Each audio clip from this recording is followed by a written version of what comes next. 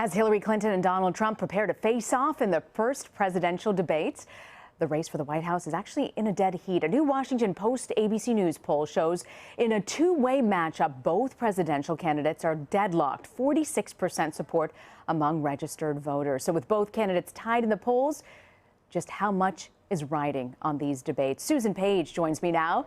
Susan, what are your thoughts going into the debate? Do you think that the stakes are just the highest that they've ever been at this point?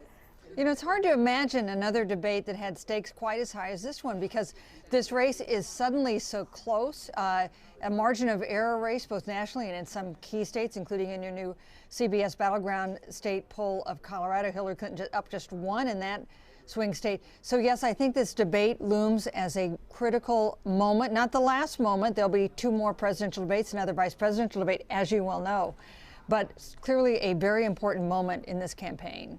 We know that the Clinton camp has been preparing for two different types of Donald Trumps to show up, one more measured and one kind of not as measured. What do you think that Hillary Clinton needs to keep in mind as she gears up for tomorrow night? You know, I think one thing about a 90-minute debate is that it's hard to be somebody you are not for 90 whole minutes. Maybe you could do that for 60 seconds or in a 10-minute interview.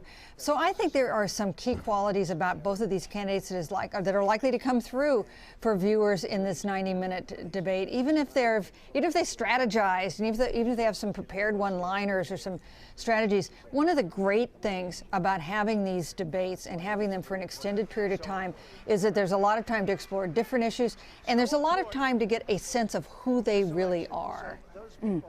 Who is the public, Susan, that each side is going after on Monday night that they're hoping to win over? We know that people feel passionately about one candidate or the other, but who is the audience that they want to go after? You know, I think each of these candidates has two audiences in mind. One is that very small number of swing voters, people who actually have not made up their minds yet. Maybe that's 6 or 7% of the electorate. Many of those people don't like either of these candidates. So that is one key group. But there's another key group that's larger, and that is their own supporters. Because, you know, it doesn't matter if somebody supports you if they don't bother to go vote. And one of the things that both candidates want to do, and particularly Hillary Clinton, is gin up her supporters so that they bother to go to the polls. And that's especially true for young people, for minorities, for the coalition that elected Barack Obama and reelected him. Those voters are a little less enthusiastic than they were when Obama was running. She wants to get them a little more excited about her candidacy. How big of a concern is that, Susan, if those people don't go out to get out the vote? How much could that cost her the election?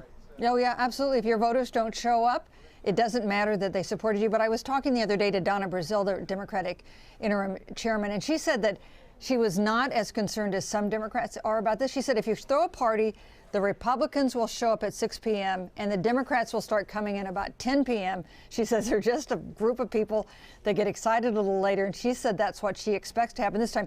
But it is true. Donald Trump supporters at the moment more excited about this election than Hillary Clinton supporters. All right. Susan Page, Washington Bureau Chief for USA Today. Thanks for joining us, Susan.